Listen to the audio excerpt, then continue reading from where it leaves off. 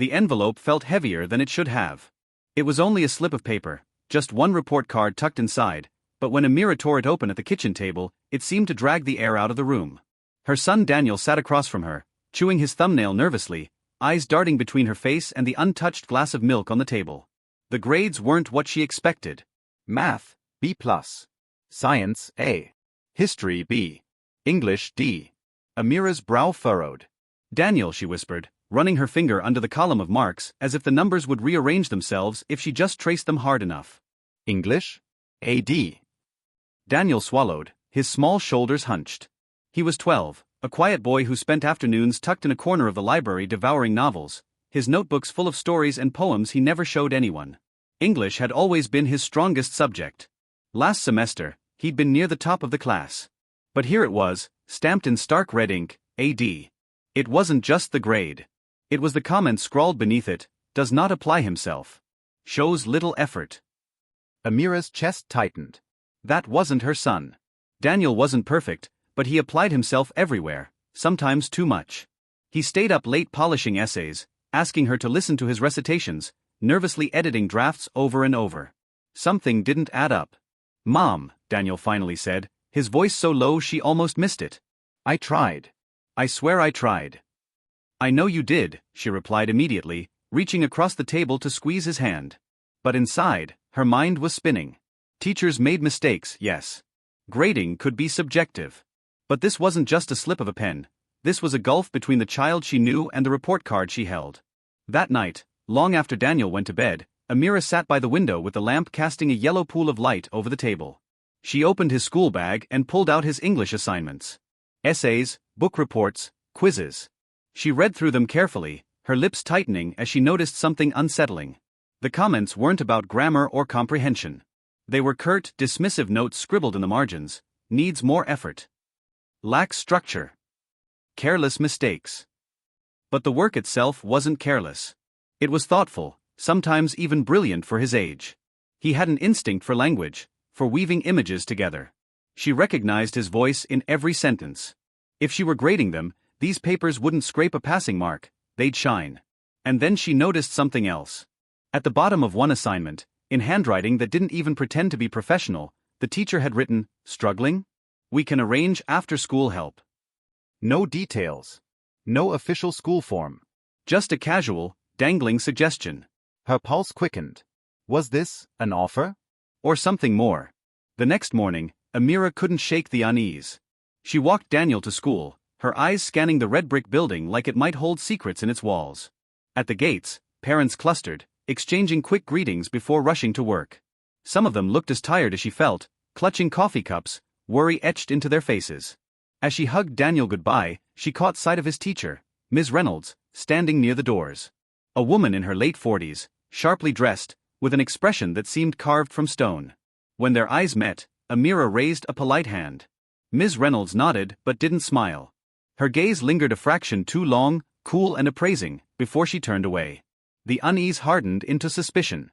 That evening, over dinner, Amira tried to probe gently. "Daniel," she began, keeping her voice light, "did your teacher say anything about helping you outside of class?" He froze, fork halfway to his mouth. His eyes flickered with panic before he set it down. I don't know what you mean." "Sweetheart," she coaxed, "I just want to understand. Because I saw the note. After school help. Did she talk to you about it?" Daniel's lips trembled. He looked at his plate as though the mashed potatoes could protect him. "She said, if I wanted to pass, maybe I should come to her tutoring. But it's not free. She said," his voice cracked. "She said other kids do it too." Amira's stomach dropped.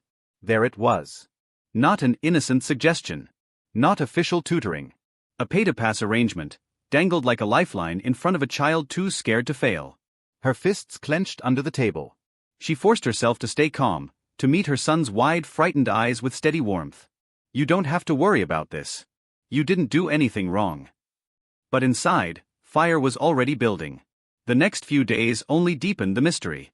Amira lingered near the school during pickup time, listening to murmured conversations between parents. She caught fragments. Extra sessions. Worth it, he finally passed. But she charges so much. Her heart pounded as pieces slid into place. She wasn't imagining it. There was a system here, one no one wanted to talk about too loudly. Parents desperate for their children to succeed were paying the same teacher who was supposed to grade them fairly. And those who didn't pay? Their kids failed. Daniel wasn't the only one. One evening, Amira sat on the edge of her bed, the report card spread out before her. The red D stared back like a wound. She thought about all the sacrifices she had made, working long hours, cooking late at night, trying to give Daniel a future brighter than her own. She thought about how proud she was of his love for books, his quiet determination.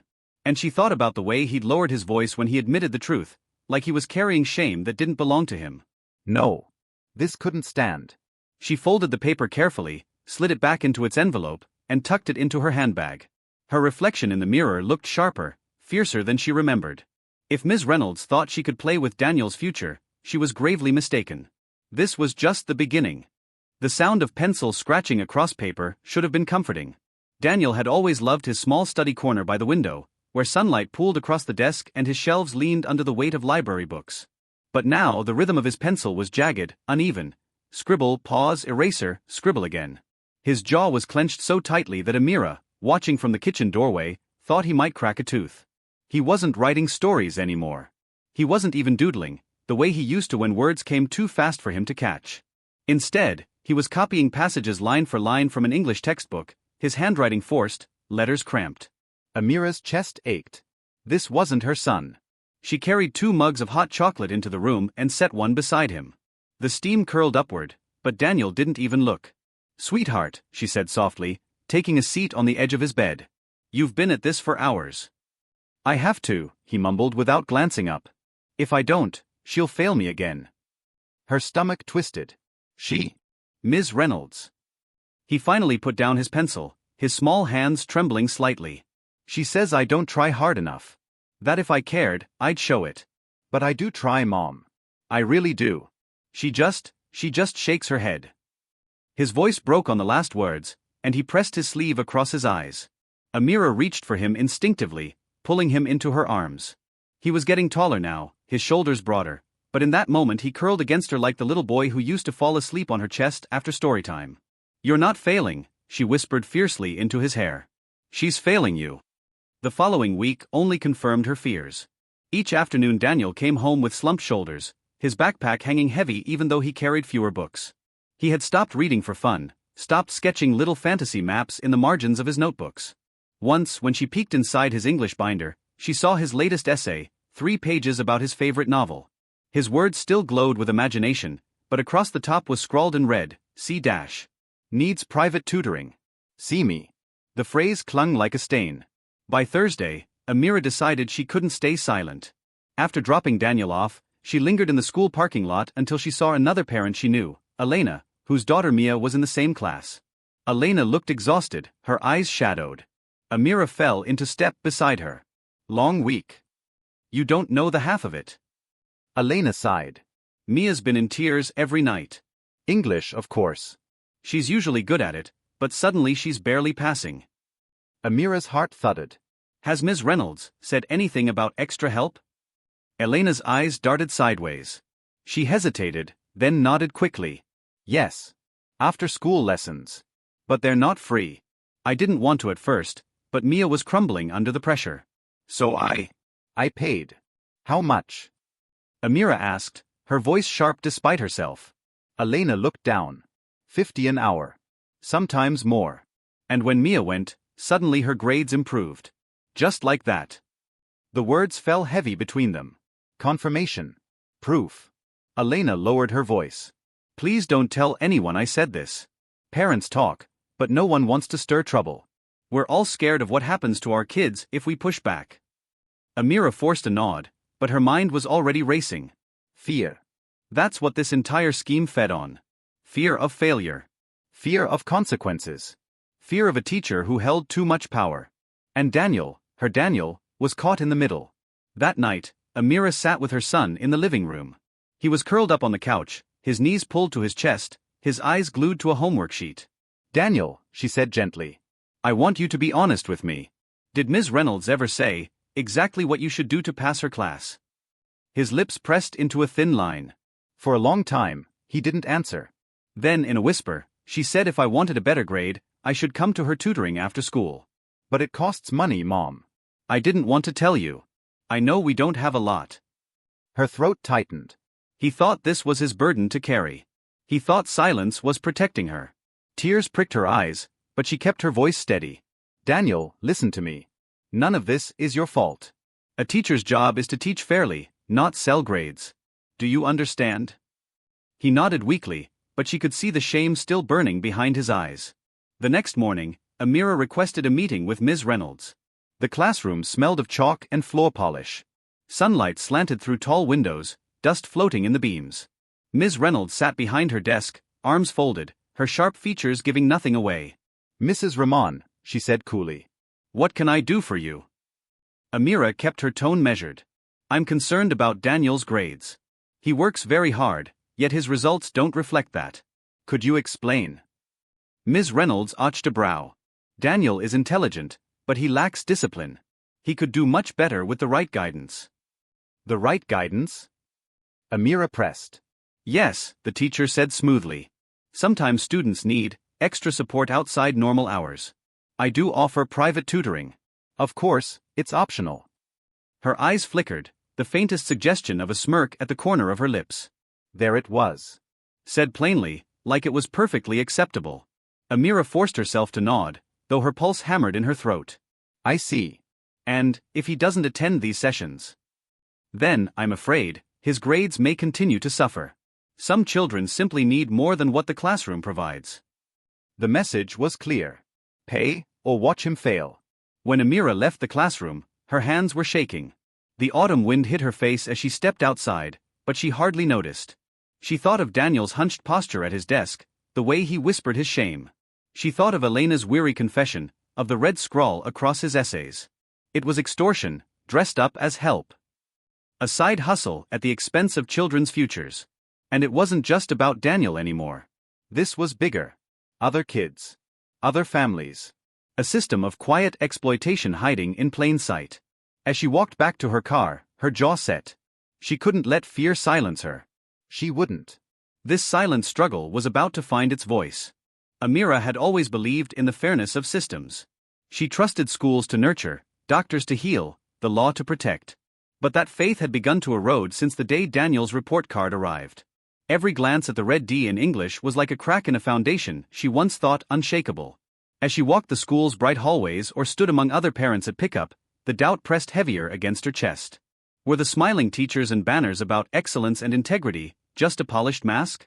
How many of these children were carrying the same hidden weight as Daniel, their futures bartered in whispers? She noticed it first in fragments of conversation drifting between parents by the gates. A mother leaned in close to another, muttering about sessions that were expensive but worth it. Another father admitted his son had finally passed, after weeks of struggle. Someone else sighed about how frustrating it was that their child had to fail first, before improvement was offered. None of them spoke loudly, none directly acknowledged what was happening, but Amira heard it. The pattern was there, muted, coded, but undeniable. She wanted to shout at them, tell them this wasn't normal, that they were all being tricked, used. But when she looked at their faces, tired, resigned, fearful, she bit her tongue. They weren't complicit out of greed, they were surviving. That realization made her feel both less alone and more desperate. One evening, sitting across from her neighbor Farah over cups of tea, she dared to push the subject further. Have your children ever struggled in English with Ms. Reynolds? She asked cautiously. Farah's eyes shifted, betraying something before she tried to mask it with a shrug. Amira pressed, and at last Farah admitted what she had suspected. Yes, Ms. Reynolds had suggested paid tutoring for her daughter. Yes, the grades improved when Farah paid, and yes, they sank again when she stopped. The shame in her voice was palpable, but it was overpowered by fear. What can I do? She asked. Risk my daughter's future to prove a point? Amira sat in silence long after, turning those words over in her mind. Fear was what kept everyone quiet. Fear of retaliation, fear of being dismissed as paranoid, fear of the very system that should have protected them. And beneath that fear was something even darker, acceptance. At home, Daniel was fading before her eyes. The boy who once devoured books now avoided them. He stared at blank pages for hours, convinced any effort would be declared not enough. When she asked what was wrong, his reply tore through her. What's the point, Mom? She's just going to say it's wrong anyway. She knelt beside him, holding his face between her hands, telling him he wrote because he loved it, not for her approval. But even as she spoke, she wondered how long a child could hold onto something they loved when every effort was met with failure. Late that night, when Daniel had finally fallen into a restless sleep, Amira sat with the report card in her lap. Doubt gnawed at her. Was she overreacting? Was this simply the blindness of a mother unwilling to see her child's faults? Maybe tutoring was truly just extra help, and maybe she was sabotaging him by resisting. The thought made her sick, but she couldn't shake it. The next morning, still restless, she went to the administration office and asked to see Daniel's academic file. The secretary gave her a thin folder, and when she flipped it open, her breath caught. His standardized reading scores were consistently above average, sometimes well above. Yet in Ms. Reynolds's class, his grades had sunk to near failing. The contradiction was glaring. She closed the file with trembling hands. This wasn't imagination. This was evidence. That same evening, while waiting for Daniel to finish chess club, another parent approached her. James leaned against her car window, his expression weary. "You've been asking questions," he said quietly. She bristled, but he lowered his voice. Be careful. They don't like it when parents dig too much. When she pressed him, he admitted what she feared: he had paid too. His son's grades rose only after money changed hands. "Don't think you're alone," he said, his voice breaking. You're not. "We're just scared." Then he walked away, leaving her stunned in the dusk. Alone in her living room that night, papers spread across the coffee table, Amira felt both smaller and stronger than ever. The doubt still whispered in the corners of her mind, telling her it was too big, too risky, too dangerous to fight.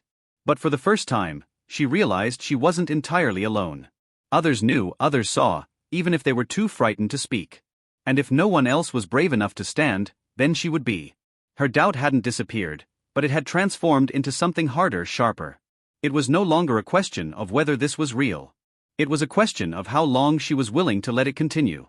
The leaves outside the school had begun to fall, crisp gold scattering across the sidewalk. Amira walked Daniel to class one morning, watching him trudge beside her, his backpack sagging on narrow shoulders. His silence spoke louder than words. He no longer hummed under his breath or pointed out shapes in the clouds. He walked like a boy already defeated. When they reached the classroom door, Ms. Reynolds was waiting.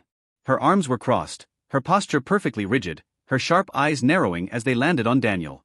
He shrank under her gaze. Amira noticed it immediately, the way his spine curved, the way his chin dipped. She felt anger simmering beneath her skin.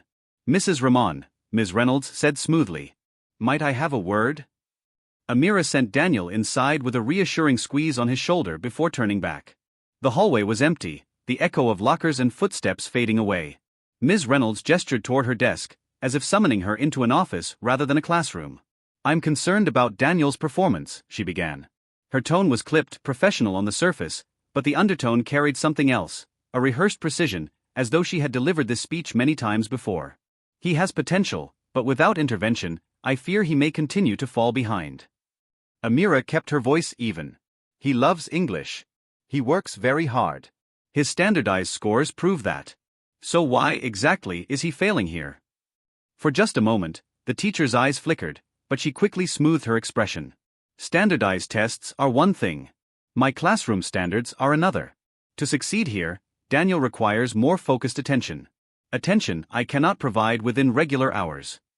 Amira let the words hang. She knew what was coming. "That's why," Ms. Reynolds continued, lowering her voice slightly, "I offer private tutoring after school. One-on-one support, tailored to his needs.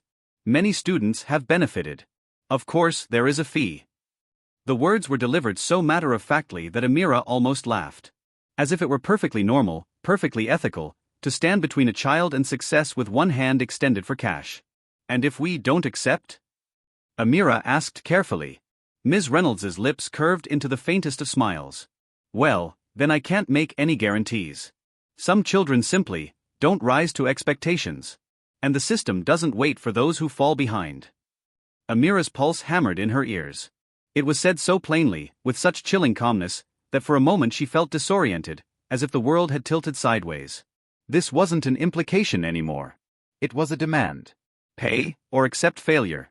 She forced herself to nod, to swallow the fury boiling inside her. "I'll think about it."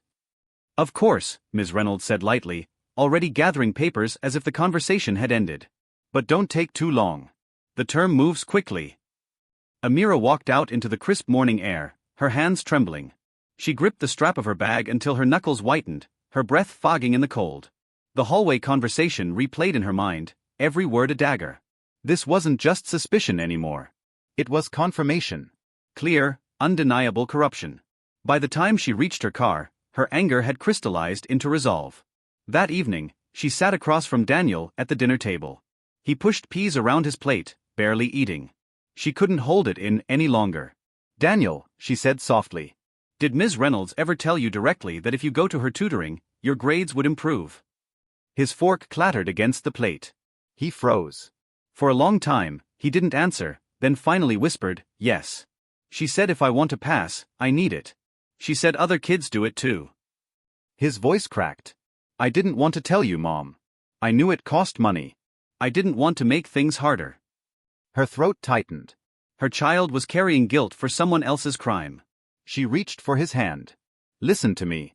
You are not the problem. You are smart. You are hardworking. This is not your fault. Do you understand?" Tears welled in his eyes, and he nodded, but the shame still lingered. Amira pulled him into her arms.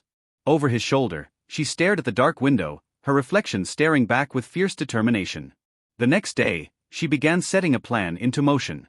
She returned to the classroom after hours, lingering in the corridor where a cluster of parents gathered.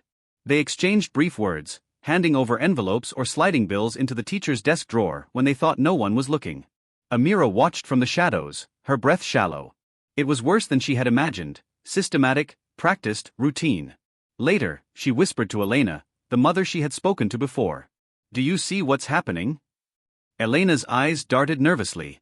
"Of course I see. But what can we do? If you push, your child suffers more. That's how it works." The fear was suffocating. But Amira wasn't afraid anymore. She was angry. At home, she took out her phone and scrolled through messages. She still had the teacher's notes scrawled across Daniel's assignment, "Needs private tutoring." "See me." She photographed it. She replayed Daniel's words in her mind. She recalled the exact phrasing Ms. Reynolds had used, her veiled threat disguised as professional concern. One by one, Amira began documenting everything. Every assignment, every note, every scrap of evidence. She created a folder, labeling it carefully, determined to piece together a story too strong to dismiss. Because if Ms. Reynolds thought this was just business as usual, if she thought parents would stay silent forever, she was about to learn otherwise. But it wasn't just about evidence anymore. That night, as Amira watched Daniel sleep, his face slack with exhaustion even in dreams, she felt the weight of something greater. This wasn't about one grade. It wasn't even about one teacher. It was about power, who had it, who abused it, and who suffered for it. And in that moment, she swore she would not let her son suffer in silence any longer. This wasn't the end of Ms. Reynolds' scheme. It was the beginning of its unraveling. Amira had never thought of herself as a schemer. She was a mother, a worker, a woman who made lists and tried to keep life steady. But as she sat at her kitchen table late into the night, papers spread out before her and the glow of her phone lighting up her notes, she realized she was planning something more deliberate, more dangerous than anything she had done before. Ms. Reynolds thought she was untouchable, that parents were too afraid to challenge her. And maybe most were. But Amira had reached the point where fear no longer mattered. Her son's future, his very confidence in himself, was on the line. She would not let him drown in silence. If no one else would fight, then she would. But to fight, she needed proof, not just suspicion, not whispered complaints in parking lots, but undeniable evidence. The trap had to be set carefully. The first step was collecting the paper trail. Daniel's assignments, stacked in uneven piles on his desk, were a map of manipulation. Some were marked harshly for mistakes that weren't even there. Others had vague scrawls, "Needs tutoring." Not enough effort. She began photographing each one, scanning them into neat files, labeling them by date. She made duplicates, storing them on a flash drive, uploading them to cloud storage. If Ms. Reynolds tried to destroy the evidence, Amira would make sure copies survived. But papers alone wouldn't be enough. She needed Ms. Reynolds' own words, her demands, her veiled threats. The next week, when she picked Daniel up from school, she lingered near the classroom again. Parents went in and out, slipping folded bills into the teacher's hands, their faces tight with forced smiles. Amira's heart pounded as she recorded discreet audio on her phone, keeping it hidden in her bag. The murmured exchanges were short, but telling. "So it's 50 this time?" "Yes, and if he attends regularly, you'll see improvement. Thank you, I just don't want him to fail. He won't, not if we stay consistent. Each snippet was another thread in the web. Alone, they could be explained away. Together, they painted a damning picture. At home, Amira spoke quietly to Daniel. If she says anything again, anything at all about tutoring or grades, I need you to tell me immediately. Don't hide it, don't protect me. Promise. He nodded, though his eyes betrayed uncertainty. Will it get worse, Mom? If she finds out? Amira hugged him tightly. I won't let it get worse. That's why we need proof. Once we have it, she won't be able to touch you. For the first time in weeks, he let out a shaky breath and leaned against her, as though her words carried enough weight to hold back the fear. The opportunity came sooner than she expected. At the end of the week, Ms. Reynolds asked Amira to stay behind again. The classroom was dim, desks empty, Daniel waiting just outside in the hallway. I hope you've thought about what we discussed, the teacher said smoothly. Daniel's progress is slipping further. Without intervention, he could repeat the year. Amira kept her expression neutral, though fury crackled in her chest. And you think tutoring is the solution? Absolutely. Ms. Reynolds leaned forward slightly, lowering her voice. I care about my students, Mrs. Ramon. But my time is valuable. 50 per session. If we start now, he can still recover before final exams. If not, well, it's difficult to undo consistent underperformance. Amira let her bag rest casually on the desk, phone recording inside. Every word, every pause, was captured. She nodded slowly, pretending to weigh the choice. I'll consider it, she murmured. Ms. Reynolds smiled faintly, like a dealer who knew the game was already won. Don't wait too long. Some opportunities don't come twice. Walking out of the classroom, Amira felt a surge of adrenaline. Her hands shook, her breath came fast, but for the first time, she had more than suspicion. She had her words, recorded and preserved. That night, she listened to the audio over and over, each repetition both sickening and satisfying. It was there. The demand, the implication, the threat. No one could deny it now. Still, Amira knew this wasn't enough. If she stood alone, she risked being dismissed, her evidence brushed aside. She needed others. She reached out to Elena first, meeting her in a quiet cafe far from the school. When she played the recording on her phone, Elena's hand flew to her mouth. She actually said that? Yes, Amira whispered. And she said it to you too. You know she has. Elena hesitated, torn between fear and relief. I don't want trouble, Amira. But this isn't right. We shouldn't have to pay for our kids to pass. Then help me, Amira urged. If it's just me, they'll say I'm lying. If more of us come forward, they'll have to listen. Elena's eyes shimmered. For a moment, Amira thought she would refuse. But then slowly she nodded. Okay. I'll help. One by one, Amira began reaching out. Quiet conversations with parents in grocery aisles, whispered exchanges at playgrounds. Some turned away, too afraid. But others listened. Some even admitted they had receipts, messages, notes slipped to them during conferences. The trap was no longer hers alone. It was growing, spreading, gathering strength. Still, Amira knew the risk. She could feel it pressing against her like a storm on the horizon. If Ms. Reynolds realized what she was doing, Daniel might be punished even more harshly. The thought kept her awake at night, her heart racing in the dark. But then she would hear her son turning restlessly in his sleep, whispering words from his essays under his breath as if he were still trying to prove himself even in dreams. And the fear would harden into determination once again. The final piece of the trap came unexpectedly. A parent messaged her anonymously late one night, "Check the community board near the gym tomorrow morning. You'll find something." Curious and cautious, Amira went. There, tacked discreetly among flyers for babysitters and piano lessons, was a slip of paper, private English tutoring, guaranteed improvement, contact Ms. R. She tore it down, staring at the neat letters, the carefully obscured identity that was still obvious to anyone who looked closely enough. It wasn't just rumor.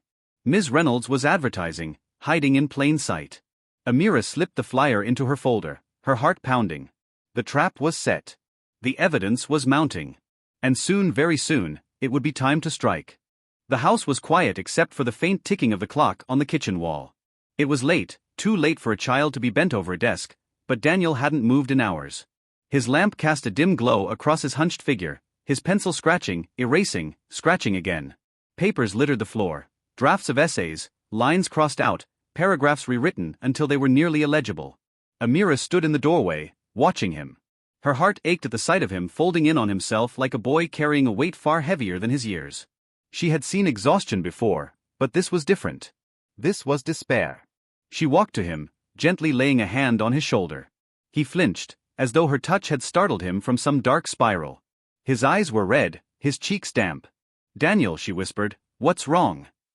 For a moment he didn't answer. His lips trembled, and then he slammed the pencil down, the sound sharp against the desk. "It doesn't matter," he cried. "No matter what I do, she says it's wrong. I stayed up every night. I tried, Mom. I tried so hard. But she just keeps saying I'm not good enough."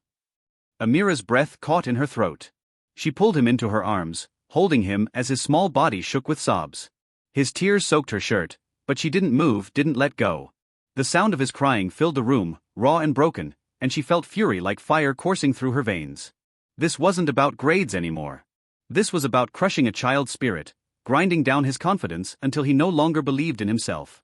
Ms. Reynolds wasn't just corrupt, she was cruel. When his sobs subsided into hiccups, Amira cupped his face in her hands. "Listen to me," she said firmly, her voice steady though her heart was breaking. "You are enough. Do you hear me? You are more than enough. This is not about you. This is about her. She is wrong, Daniel. Not you." He sniffled, wiping his nose with the back of his hand. "But what if I fail? What if everyone thinks I'm stupid?" "You will not fail," she said fiercely. "And even if every grade in the world said otherwise, you would never be stupid. You are brilliant. You are kind. You are everything I could ever hope for. Don't let her lies make you forget that." Daniel's eyes brimmed again, but this time he nodded slowly, clinging to her like her words were the only thing holding him upright. That night, when he finally drifted into uneasy sleep, Amira sat alone at the table, staring at the pile of evidence she had gathered, the audio recordings, the marked-up assignments, the flyer she had ripped from the bulletin board. She replayed his breakdown in her mind, his cries echoing long after the house had gone silent. Her anger hardened into something immovable. This wasn't about waiting, about collecting more whispers and scraps.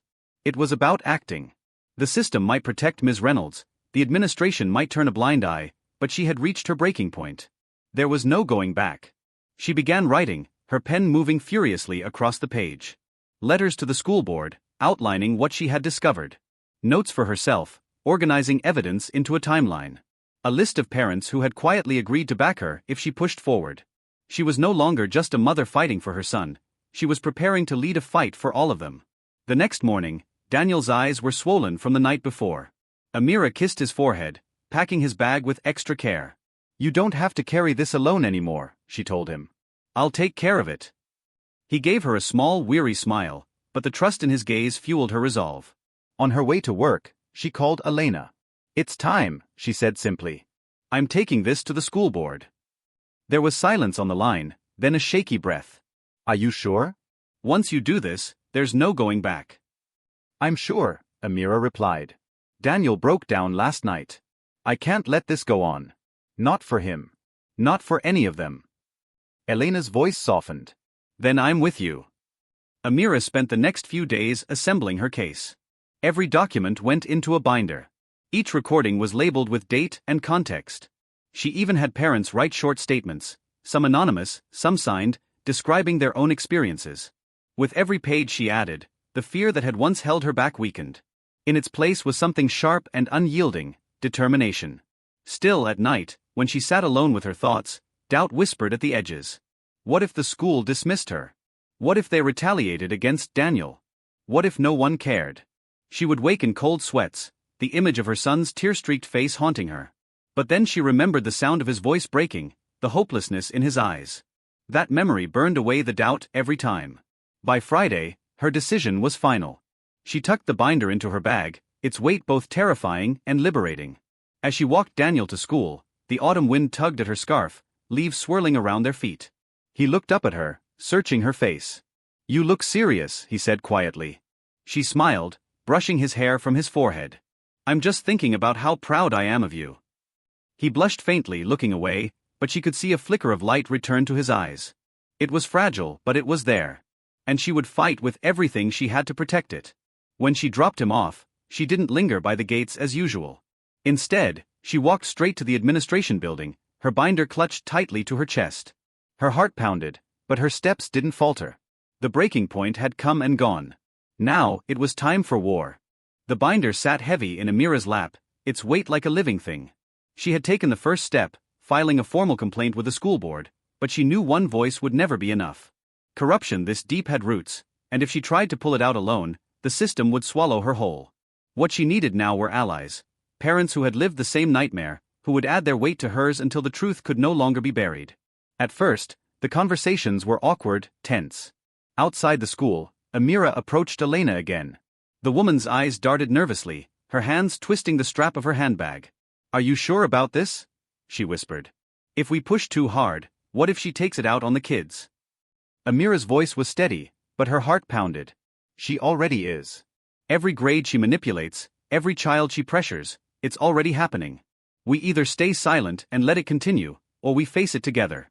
There's no middle ground anymore." Elena hesitated, then nodded. "All right. If you're in, I'm in." That small victory gave Amira courage to press further. She began arranging quiet meetings in her living room, inviting a handful of parents she trusted. At first, they came reluctantly, sitting stiffly on her sofa, casting wary glances at one another. The air was thick with unease, like conspirators whispering in a world that demanded silence. Amira set the binder on the coffee table and opened it, revealing the evidence: photocopies of Daniel's unfairly marked essays, the tutoring flyer, the transcripts she had typed from her recordings. She let them see, let them hear Ms. Reynolds's smooth voice demanding $50 an hour, promising higher grades in return. The room shifted. Mothers and fathers leaned forward, eyes widening, anger beginning to pierce through fear. "That's exactly what she told me," one father muttered. "Word for word." "She failed my daughter last year," another mother whispered, tears brimming. "I thought it was just us. I thought my child wasn't good enough." Amira clasped her hands together, her voice trembling with passion. "It's not our children who are failing. It's her. She's running a business in that classroom, preying on our fears. And unless we fight it, she'll keep doing it. To all of them." Silence filled the room, broken only by the sound of someone exhaling shakily. Then slowly, heads began to nod. Over the following weeks, the small group grew. Parents brought friends, cousins, neighbors whose children had also been under Ms. Reynolds's control. Each had a story eerily similar: sudden drops in grades, veiled suggestions of tutoring, miraculous improvements only after money changed hands. They began sharing receipts, text messages, even bank transfers. Amira collected them all, adding to her binder until it seemed strained. Every new piece of evidence felt like another brick in the fortress she was building. But alongside the growing strength, the fear remained. One evening, James, the father who had first warned her, leaned across her dining table and said in a low voice, "You understand what we're risking, don't you? If the board doesn't take us seriously, if they try to cover this up, our kids could pay the price." Amira met his gaze squarely. "They're already paying the price. I won't let Daniel, or your son, grow up believing failure is the only thing they deserve because their parents refuse to fight. If the system wants to protect her, then we'll show them they can't. Not this time." Something in her voice, steady and unyielding, seemed to ignite the room. One by one, the parents agreed to stand beside her. But the fight wasn't just about collecting signatures or stories. It was about courage, and courage was fragile. Amira knew Ms. Reynolds still held power, and every interaction with her reminded them of it. One afternoon, Amira saw Elena hurrying out of school, her daughter clutching her hand, tears running down the girl's cheeks. "What happened?" Amira asked, rushing over. Elena's lips trembled. "She humiliated her in class. Said she'd never succeed if she kept being lazy. My daughter, she's only 10. She doesn't deserve this." Amira felt fury blaze inside her. "That's exactly why we can't stop now. She's lashing out because she knows we're getting closer. But that means she's afraid." Her words spread quickly among the parents. Fear was slowly transforming into resolve. The quiet group that once whispered in hallways now began to murmur more boldly, voices rising with each meeting. One night, Amira gathered them all in her living room for what she knew would be a turning point. The binder lay open, thick with pages. She stood before them, her voice strong despite the tightness in her chest. "We have the evidence. We have the stories. The board can't ignore us if we go together. If one of us speaks, they can silence us. If we all speak, they'll have no choice but to listen. But we must decide now. Are we willing to face her, to face the administration as one. The room was quiet for a moment. Then Elena raised her hand. Yes. Yes, James echoed. Yes, another parent said firmly. One by one, the voices rose, until the living room rang with unity. Amira felt tears prick her eyes. For weeks she had felt like she was standing alone on the edge of a cliff. Now, she wasn't alone. She had an army. Later that night, after the last parent left, Amira sat in the dark, listening to the hum of the refrigerator and the faint creak of the house settling. Her son was asleep upstairs, blissfully unaware of the battle being waged on his behalf. She thought of the fear in Elena's daughter's eyes, the tears in Daniel's, the anger in the parents' voices as they relived their stories. And she realized this wasn't just about exposing a single teacher anymore. It was about breaking a cycle, about sending a message that children's futures were not for sale. The allies were gathered. The binder was full. The storm was coming, and this time, Ms. Reynolds would not be able to hide behind silence. The boardroom smelled faintly of old paper and disinfectant, its long oak table polished to a shine that reflected the harsh fluorescent lights above. Portraits of past superintendents lined the walls, their painted eyes watching solemnly over the proceedings. Amira sat near the center, her binder resting in her lap, her fingers clutching it so tightly the edges dug into her skin. Around her, the parents she had gathered shifted in their seats, Elena twisting her wedding band, James tapping his foot restlessly, others murmuring softly to their spouses. At the head of the table, the school board members filed in, shuffling papers and adjusting their glasses. They looked tired, detached, as though this was just another item on a long agenda. Amira's chest tightened with dread. Would they really listen, or would they dismiss them like children making noise? The chairperson, a tall man with silver hair and a weary smile, cleared his throat. We're here today to discuss a complaint filed against Ms. Reynolds, long-standing member of our English faculty. Mrs. Ramon, I understand you've organized this. Would you like to begin? Every eye turned toward her. Amira rose slowly, her knees trembling but her back straight. She placed the binder on the table and opened it with deliberate care. Thank you for hearing us, she began, her voice steadier than she expected. This isn't easy for any of us. We're here because Ms. Reynolds has been exploiting her position as a teacher. She's been failing students unfairly, then offering private tutoring sessions for cash, sessions that magically result in higher grades. She has turned education into extortion, and our children are paying the price. A ripple of murmurs spread across the room. One of the board members leaned forward, brows furrowed. That's a serious accusation. Do you have proof? Amira didn't hesitate. She slid out copies of Daniel's essays, marked harshly with dismissive comments despite clear quality. She placed the flyer for private English tutoring on the table, the neat handwriting identifying only Ms. R. She handed over transcripts of her recordings, along with a flash drive containing the actual audio. And then she gestured to the parents beside her. We don't just have evidence. We have witnesses. Dozens of parents who have experienced the same pattern. Lowered grades, pressure to pay, miraculous improvements once money exchanged hands. This isn't a misunderstanding. It's systematic. For a moment, silence hung heavy in the room. Then, a voice rang out from the back. That's exactly what happened to my son. It was Elena, her voice trembling but loud. She stood, clutching her daughter's hand. She told me my daughter would never succeed without extra help. I paid. I hated myself for it, but I paid. And when I stopped, her grades dropped again. It's not teaching, it's blackmail. James stood next. I paid too. I was scared, ashamed. I thought I was the only one. But hearing others, I realized we were all trapped in the same scheme. This has gone on for years.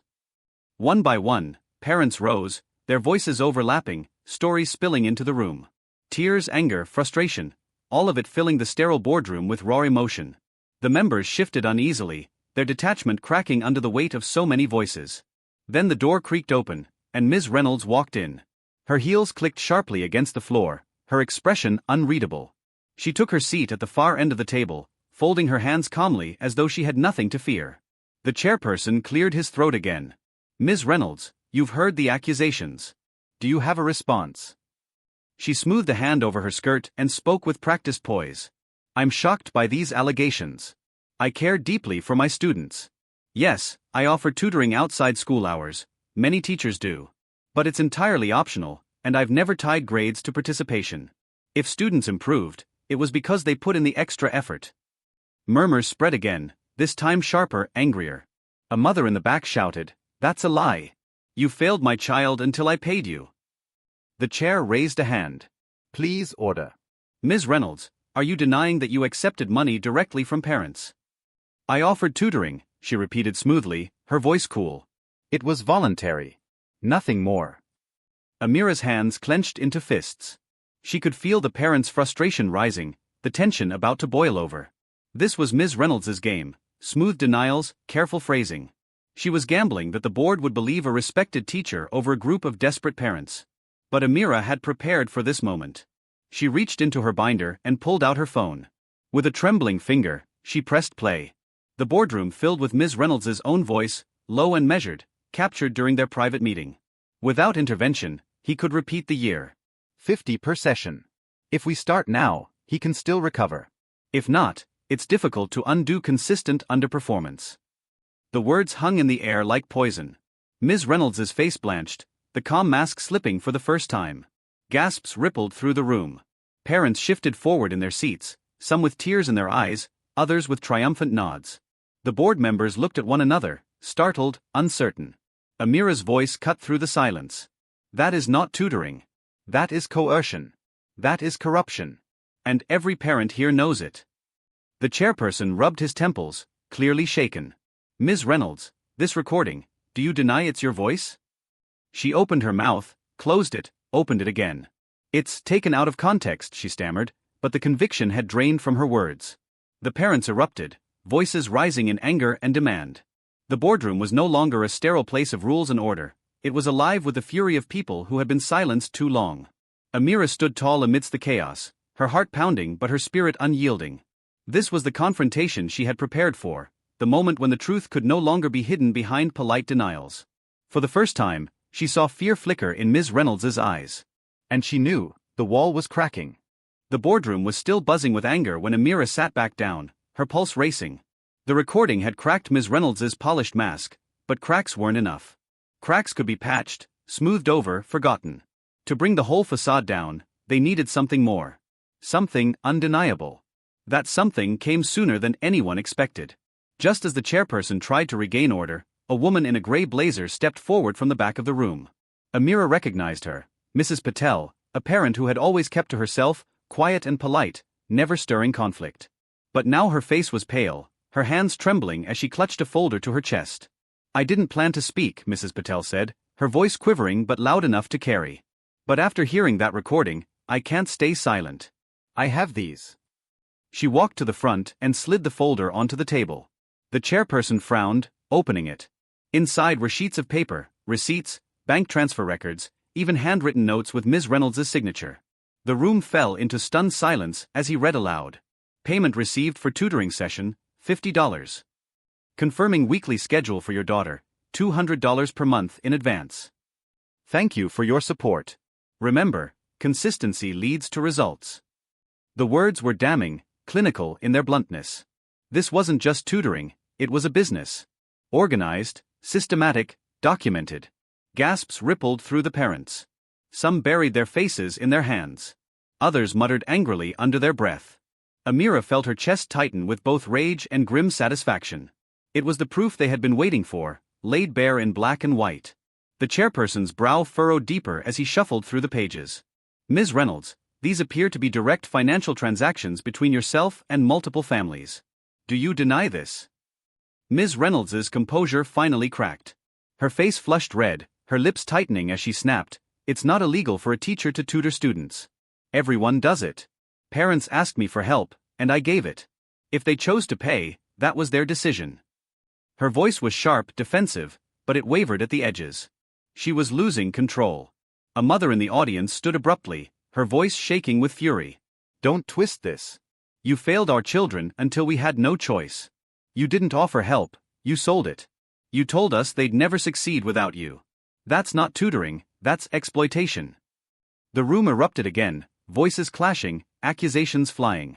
The board members tried to quiet them, but the tide had shifted. The parents weren't whispering anymore. They were shouting, united in their anger. Amira rose to her feet, her voice slicing through the chaos. You see the pattern. You see the evidence. This isn't about optional tutoring, it's about holding children hostage. Every receipt in that folder is a ransom note. Every grade she manipulated was another link in the chain she used to bind us. The chairperson looked down at the documents again, his expression grim. He turned to the other members, who exchanged uneasy glances. One of them, a stern woman with glasses perched on the edge of her nose, finally spoke. This goes far beyond acceptable conduct. If substantiated, it's a breach of ethics, of trust, and possibly even law. Ms. Reynolds's hands clenched on the table. You're all overreacting. These are exaggerations. A witch hunt. I've dedicated my life to this school. Amira met her gaze, unflinching. Dedicated? You destroyed children's confidence to fill your pockets. My son cried himself to sleep because of you. Don't you dare call that dedication. The silence that followed was heavy, electric. For the first time, Ms. Reynolds looked small, her shoulders drawn in, her eyes darting nervously as though searching for an escape. And then, like the final blow in a long fight, Mrs. Patel added softly, she even had a separate account for it. I checked the transfers. They didn't go to her personal bank, they went to an account under the name R. Educational Services. The revelation landed like thunder. A collective gasp filled the room. This wasn't just casual tutoring, it was an organized side business, hidden in plain sight. The board members looked shaken. Papers rustled, pens scratched hurried notes, whispers spread between them. The chairperson raised a hand. This meeting is adjourned for review.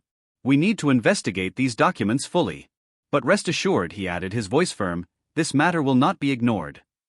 Parents erupted in applause, cheers mixed with angry shouts of vindication. For the first time, Amira felt the weight on her chest begin to lift. They had forced the truth into the light, and no amount of denial could bury it again.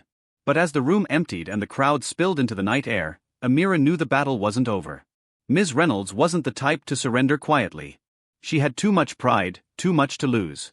And if the board dragged its feet or tried to sweep this under the rug, the fight would only intensify. Standing in the cool evening breeze, Amira looked at the parents around her, faces flushed with anger, eyes burning with determination. They weren't whispering anymore. They were united, louder than they had ever been. The hidden side hustle had been exposed. The walls that protected Ms. Reynolds were crumbling. And Amira, for the first time in weeks, allowed herself to believe justice might actually be possible. The courthouse smelled of varnished wood and polished floors, the kind of place where whispers carried in silence pressed heavy on the skin. Amira sat in the second row, her hands clasped tightly in her lap, the binder of evidence resting beside her like an anchor. Around her, the other parents filled the benches, their faces drawn but resolute. They had fought too long, endured too much silence to back down now. At the front, the judge entered, his black robe flowing, his expression stern and unreadable. Case number 472, the clerk announced. Rahman and others versus Reynolds. The words echoed like a drumbeat through the chamber. Ms. Reynolds sat at the defense table, her posture stiff, her hair pulled back so tightly it seemed to stretch her skin. She was flanked by a lawyer in an expensive suit who shuffled through papers with cold efficiency. Despite the months of exposure, the shock of seeing her here in court still unsettled Amira. This was no longer a rumor, no longer whispers in the parking lot. It was real. The opening arguments cut the air like a blade. The prosecutor laid out the accusations with steady precision: manipulation of grades, coercion of payments, operating an undeclared tutoring business under the guise of classroom authority. He pointed to the folder of receipts, the audio recordings, the testimonies of parents who had finally found the courage to speak. When it was the defense's turn, Ms. Reynolds's lawyer rose smoothly. His voice carried confidence, practiced charm. Ladies and gentlemen, this case is built on resentment and misunderstanding. My client, a teacher with 20 years of experience, merely offered extra help to struggling students. The payments? Voluntary. The improvements? Natural results of hard work. What we see here is not corruption, it is gratitude twisted into accusation. He gestured toward the parents, his voice dripping with disdain. These are frustrated families, unwilling to admit their children needed more than the classroom could provide. So instead of celebrating a teacher who went above and beyond, they have decided to vilify her. Gasps rose from the benches, anger crackling like static. Amira's fists clenched. She could feel Elena beside her trembling with rage. The lawyer's words were cruel, designed to turn shame back onto them, to paint them as bitter, unreasonable. The judge rapped his gavel. Order. When the first witness was called, it was Amira. She walked to the stand, her legs heavy, her mouth dry, but she lifted her chin high. After swearing the oath, she looked at the judge, then the jury, then at the teacher who had made her son cry himself to sleep. My son Daniel, she began, her voice steady though her heart raced, was always a strong student. He loved reading. He wrote stories for fun. But when he entered Ms. Reynolds's class, his grades plummeted without reason. His essays, well-written, thoughtful, were marked down with vague comments. And then she suggested tutoring. Paid tutoring. She told me without it, he might fail. And she said it not as advice, but as a threat. The prosecutor guided her gently, letting her explain the sleepless nights, the tears, the cruel cycle that had drained her son's confidence. She presented the recordings, the assignments, the flyer, her voice growing stronger with each piece of evidence. When she finished, she turned toward Ms. Reynolds. My son believed he wasn't good enough. That's what you did to him. That's what you did to all of them. The courtroom was silent, but for the judge's pen scratching notes. Then came the defense's cross-examination. The lawyer leaned against the table, eyes sharp. Mrs. Ramon, isn't it true that you've always been protective of your son's grades? I'm his mother, she replied firmly. Of course I care about his grades. And isn't it possible, he pressed, his tone silky, that your son simply wasn't performing at the level you imagined? That you blamed Ms. Reynolds because you could not accept his shortcomings? Amira's blood boiled, but she kept her composure. His standardized scores were above average. His work spoke for itself. The only thing that changed was his teacher. The lawyer smirked faintly. And yet, you never paid for tutoring, did you? No, Amira said. Because I refused to be extorted. The word landed like a hammer. The courtroom stirred, murmurs rising. The lawyer scowled, moving on quickly, but the damage had been done. More parents testified. Elena spoke of her daughter's tears, her voice cracking as she described the humiliation her child endured. James admitted his shame in paying, his regret heavy but his words fierce. I did it because I was scared. Because she made me believe my son would never succeed otherwise. Each testimony was another nail in the coffin. But Ms. Reynolds's lawyer fought back, twisting words, suggesting bias, implying exaggeration. He painted the parents as bitter, vindictive, even coordinated. Finally, it was Ms. Reynolds's turn. She took the stand with a look of martyrdom, her voice calm, practiced. I have devoted my life to teaching, she said softly, her eyes glistening as though she were the victim. Yes, I tutored students. But I never forced anyone. I never tied grades to payment. These accusations hurt me deeply. I only wanted to help. Her lawyer pressed further. Why do you think these parents have turned against you? She lowered her gaze dramatically. Because sometimes, people need someone to blame. I became that target. But I am not the monster they make me out to be. For a moment, Amira feared the jury might believe her. She had charisma, the practiced tone of someone who had wielded authority for years. But then the prosecutor played the audio again.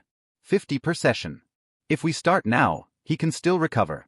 If not, it's difficult to undo consistent underperformance. The words cut through her performance like glass. Ms. Reynolds's face stiffened, her voice faltering. That was taken out of context, she muttered, but the jury's eyes were already narrowing, the parents leaning forward with grim satisfaction. The day stretched long, testimony and arguments weaving back and forth like a battle fought with words instead of swords. By the end, the air in the courtroom was heavy with exhaustion, but also with something else, anticipation. As Amira walked out into the cool evening air, Daniel's small hand gripping hers tightly, she felt both drained and alive. The fight wasn't over, the verdict hadn't been given. But they had stood in court. They had spoken their truth, and Ms. Reynolds's lies had begun to crumble under the weight of evidence. For months, she had felt powerless. Tonight, she felt something different. Not victory, not yet. But the beginning of it. The courtroom had seen the cracks, and soon, the entire facade would collapse. The courthouse was hushed the morning the verdict was due. The parents filled the benches once again, their whispers low, their eyes heavy with weeks of waiting. Amira sat in the front row, Daniel beside her, his small hand tucked into hers. He had begged to come, to see this through. She hadn't wanted him to, not after everything he had endured, but he had looked her in the eye and said, I need to be here when it ends. She hadn't argued after that. Ms. Reynolds sat at the defense table, her posture rigid, her lawyer murmuring quietly in her ear. Her face was pale, her lips pressed into a thin line. For the first time, she looked less like the unshakable teacher and more like a woman cornered. The judge entered, his robe flowing as he took his seat. The room rose, then settled into silence. He adjusted his glasses, shuffling the papers before him, his expression unreadable. After careful review of the evidence, he began, his voice deep and steady, and consideration of witness testimonies, this court finds that the allegations against Ms. Reynolds are substantiated. The court recognizes a clear pattern of unethical conduct, including the manipulation of grades, coercion of payments, and the operation of an undeclared tutoring business that directly exploited the trust placed in her as an educator. Gasps rippled through the room. Daniel's grip on Amira's hand tightened. The judge continued, his gaze heavy as it settled on Ms. Reynolds. Your actions undermined the very foundation of education. You betrayed the trust of students who looked to you for guidance, and you exploited the fears of parents who only wanted what was best for their children. Such behavior cannot be excused, nor can it be dismissed as misunderstanding. It was deliberate. It was systematic. And it was wrong. He paused, letting the words hang in the air like a gavel already struck. Therefore, this court rules that Ms. Reynolds is guilty of professional misconduct and fraud. Effective immediately, she is barred from teaching in any capacity, and the matter will be referred to the state for further review of possible criminal charges. The courtroom erupted. Parents clapped, some cried, others shouted in relief. Amira felt tears well in her eyes, a mixture of exhaustion and triumph. She looked down at Daniel, whose face was frozen in shock before breaking into a smile she hadn't seen in months, bright, unguarded, alive. But the judge wasn't finished. He raised his hand for silence, and the room slowly quieted. This court also acknowledges the systemic failure that allowed such misconduct to persist. School administration ignored warnings, failed to investigate, and by doing so, enabled this exploitation. The board is hereby instructed to implement reforms ensuring transparent grading policies, clear boundaries for supplemental tutoring, and a process by which parents and students may safely report misconduct without fear of retaliation. The words hit Amira harder than she expected. It wasn't just about one teacher anymore, it was about change. Real change. Across the room, Ms. Reynolds sat frozen, her eyes wide, her jaw clenched. Her lawyer whispered furiously, but she didn't respond. For once, she had nothing to say. The gavel struck. This court is adjourned. The hallway outside the courtroom was a storm of voices. Parents hugged, tears of relief mingling with anger at how long they had been silenced. Reporters had gathered, their cameras flashing, microphones thrust forward. Elena gripped Amira's shoulders, her eyes shining. You did it. We all did it. But you started it. Amira shook her head, overwhelmed. We did it together. That's the only reason it worked. Daniel tugged at her sleeve. Does this mean it's over? She knelt, meeting his eyes. It means she can't hurt you anymore. It means what you went through mattered. It mattered enough to change things. He threw his arms around her, holding her tightly, and for the first time in what felt like forever, she felt the tension in his small body truly melt away. In the days that followed, the decision made headlines. Articles ran about the scandal, about the bravery of the parents who spoke out, about the failures of the system and the reforms now underway. For the first time, Amira saw her son's struggle acknowledged not as weakness, but as proof of resilience. At home, Daniel picked up his pen again. She found him one evening at his desk, scribbling furiously in his notebook. When she asked what he was writing, he looked up shyly and said, "A story. About a boy who thought he wasn't good enough, but then he learned he was stronger than he ever knew." Amira's throat tightened. She kissed the top of his head, leaving him to his words. The verdict had ended one battle, but what it had truly done was give her son back the belief that he mattered. Still, in quiet moments, Amira thought of Ms. Reynolds, how calm she had once been, how untouchable she had seemed. She wondered if the woman felt remorse now, or if her pride still blinded her. It didn't matter. Justice had been done, and her power was broken. As Amira looked around at the parents who had once been too afraid to speak, now standing together, she realized something powerful. The verdict was not just punishment. It was proof that silence could be broken, that corruption could be dragged into the light, that even ordinary people could bend the system toward justice when they refused to back down. And that, she thought as she walked out into the sun with Daniel's hand in hers, was worth every sleepless night, every trembling step, every ounce of doubt she had endured. The days after the verdict moved more slowly, as if the world itself were finally allowing Amira and Daniel to breathe again. The storm had passed, but its echoes lingered in small ways, an unfamiliar quiet in the mornings, the absence of whispered fears among parents at the school gates, a sense of space where tension used to press against their ribs. The first sign of healing came from Daniel. One afternoon, Amira returned home to find him curled up on the sofa, not with a blank face or tears, but with a book in his hands. He was lost in the pages, his lips moving slightly as he read, just as he used to when he was younger. She leaned against the doorway, watching silently, tears pricking her eyes. For weeks, even months, books had sat untouched on his shelves. Now, slowly, he was finding his way back to the stories he loved. When he caught her watching, he flushed and tried to hide his smile. "It's just for fun," he muttered, embarrassed. "Good," she said softly, kissing his head. "That's exactly why you should read." At school, changes began almost immediately. The board, stung by the court's condemnation, announced sweeping reforms. Grading policies became transparent, tutoring programs were moved under official supervision, and an anonymous reporting system was introduced so students and parents could speak without fear. Teachers were reminded of boundaries, and staff were retrained on ethics. For the parents, it felt like sunlight breaking through after a long storm. No more whispers in the parking lot, no more quiet shame in hidden transactions. They began greeting one another with relief instead of suspicion, their conversations open now, voices steady instead of hushed. Amira noticed it most in Elena, who carried herself taller, her daughter skipping at her side, no longer weighed down by fear. For Amira herself, the weight lifted more gradually. She still woke some nights, startled by echoes of Ms. Reynolds's voice in her memory, 50 procession. If not, it's difficult to undo underperformance. But then she would glance at the binder on her nightstand, no longer a weapon but a reminder. Proof that she hadn't imagined it. Proof that she had fought back.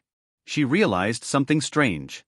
For so long she had seen herself as just one mother, small and powerless against a system.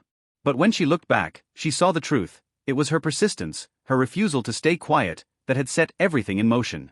That thought frightened her, how close she had come to doing nothing, to accepting injustice as inevitable. But it also filled her with quiet pride. Daniel's recovery wasn't instant. Confidence doesn't return overnight once it has been stripped away. Some days, he still hesitated before handing in assignments, asking, "What if it's not good enough?" Amira would kneel beside him, look him in the eyes, and remind him, "Your best is always enough. Never let anyone tell you otherwise." Gradually, his shoulders straightened. His essays began to flow again. He entered a writing contest at the library, something Amira hadn't dared hope he would do, and when he won second place, the smile on his face was brighter than any grade could ever be. "I think I want to be a writer when I grow up," he told her one evening, his eyes sparkling with a dream reborn. "You already are one," she replied, her heart swelling. One Sunday afternoon, Amira hosted a gathering at her home. Parents crowded into her living room, children playing in the yard, laughter spilling through open windows. There was food on the table, music in the background, and something else, something that hadn't been there before. Unity. They shared stories, not of fear but of relief. They talked about the future, about what more could be done to protect their children, about building a culture of openness instead of silence. Amira sat among them, Daniel leaning against her side, and felt the power of community. What had begun as whispers of doubt had grown into a chorus of defiance, and finally into a victory. Elena raised her glass in a quiet toast. "To Amira. For being brave when the rest of us weren't ready." Amira shook her head, blushing. "To all of us. It only worked because we stood together." But in her heart, she knew what they were really toasting wasn't just her. It was the strength they had all found, the strength to speak, to fight, to protect their children. Later that night, when the guests had left and Daniel had gone to bed, Amira sat alone by the window, staring out at the quiet street. The leaves rustled in the wind, the lamplight glowed softly, and for the first time in months, the silence wasn't heavy. It was peaceful. She thought about everything they had endured, the doubt, the fear, the breaking point, the courtroom battles. She thought about how close she had come to letting silence win, and how different life might have been if she hadn't taken that first step.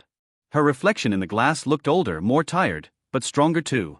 She realized she had changed as much as her son had. She wasn't just a mother anymore. She was a fighter, a leader, someone who had proven that ordinary people could demand justice and get it. She whispered into the quiet room, more to herself than anyone else, "We made it." In the weeks that followed, life began to feel normal again. Only now, normal meant something different. It wasn't blind trust in the system. It was vigilance, awareness, a belief that wrong could be challenged. And for Daniel, it was freedom.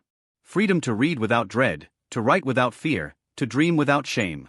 One evening, he handed her a story he had written.